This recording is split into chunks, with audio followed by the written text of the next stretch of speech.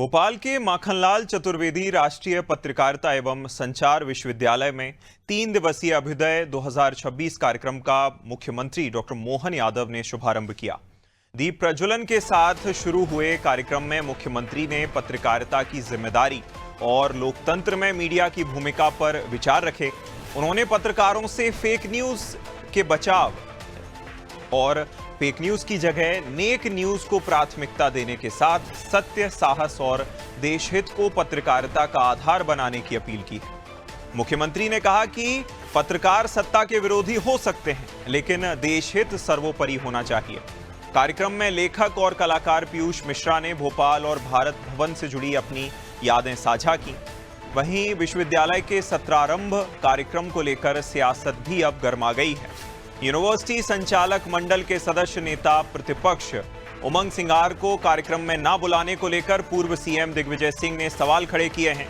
दिग्विजय सिंह ने social media पर लिखा कि मुख्यमंत्री जी, उपकुलपति जी, आप और किसी को बुलाएं ना बुलाएं समझ में आता है, पर मध्य प्रदेश कांग्रेस के विपक्ष के नेता उमंग सिंगार जो आपके संचालक मंडल के सदस्य हैं, उनको बुलाने में आपको क्या आपत्ति है।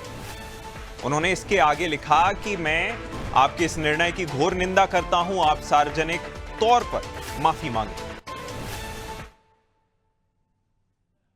में हमारे लेखक, गायक, पत्रकार कई कारणों से अपनी प्रतिभा का लोहा मनवा चुके पीयूष मिश्रा जी और 50 से ज्यादा हस्तियां जिनने 36 साल में माखनलाल विश्वविद्यालय से बढ़कर के अपनी एक अलग पहचान बनी, उन सब के साथ मैं आज इस कार्यक्रम में शामिल हुआ हूँ। मेरी अपनी ओर से ये उत्कृष्ट संस्थान है, देश भर का, देश क्या दुनिया के अंदर इसकी एक विशेष महत्ता है। मैं एक बार फिर अपने राज्य सरकार की ओर सबका स्वागत करता हूँ, अभिनंदन करता हूँ।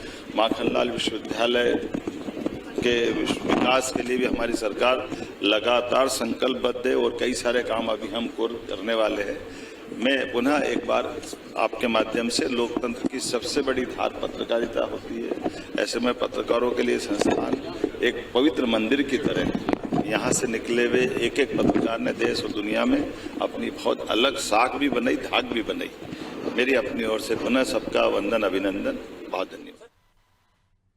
तो आपने मुख्यमंत्री को सुना। अभ्युदय कार्यक्रम जो कि माखनलाल चतुर्वेदी विश्वविद्यालय में आयोजित किया गया था, जिसमें मुख्यमंत्री मुख्य अतिथि के तौर पर न सिर्फ शामिल हुए बल्कि उन्होंने सत्रारंभ कार्यक्रम को जो है संबोधित भी किया।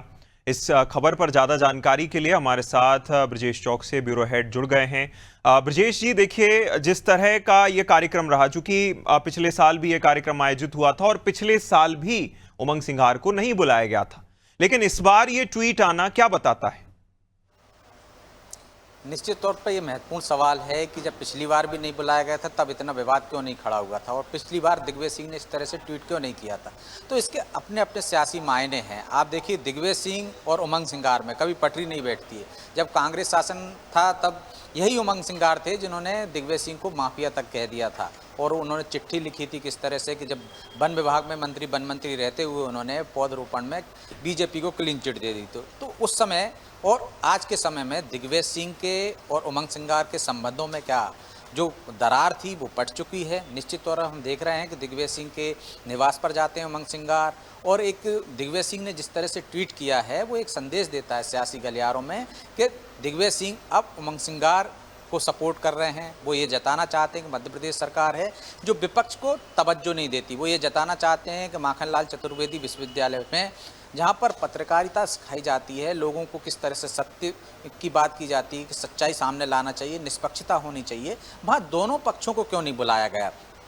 तो वो एक तरह से एक संकेत दे रहे हैं सियासी गलियारों में और राजनीति में भी, और साथ साथ में सत्ता पक्ष को भी घेरने की कोशिश कर रहे हैं। तो निश्चित तौर पर इसके मायने हैं, वो सियासी मायने बता रहे हैं। साथ ही ये बताना चाहते हैं कि विपक्ष को मध्य प्रदेश में तवज्जो नहीं मिलती। वो ये भी बताना चाह रहे हैं कि देखिए जिस तरह से पत्रकारिता विश्वविद्यालय में लगातार जिनसे विवाद होते हैं, जब कांग्रेस की सरकार थी तब भी विश्वविद्यालय पर आरोप लगते रहे हैं कि वो एक तरफा यदि कांग्रेस की विचारधारा है उसको पढ़ाने का काम करती, और आज की तारीख में उस पर आरएसएस का आरोप लगता है कि वो आरएसएस की विचारधारा को वहाँ पे प्रबलता दे रही है, वहाँ पे मुख्यता दे रही है और उस विचारधारा के लोगों को शिक्षित कर रही है, वो विचारधारा को वहाँ पे पोषित करने की कोशिश कर रही है। तो ये आरोप है, इसके पीछे निश्चित तौर पर दिग्विजय सिंह का सियासी मकसद है और इसलिए वो आरोप लगा रहे हैं। और जो दिग्विजय सिंह और उमंग संगार के बीच में जो दूरियां कम हुई हैं वो भी इसके संकेत देती है। बिल्कुल, कहीं ना कहीं सियासी संदेश देने की तो कोशिश की ही गई है।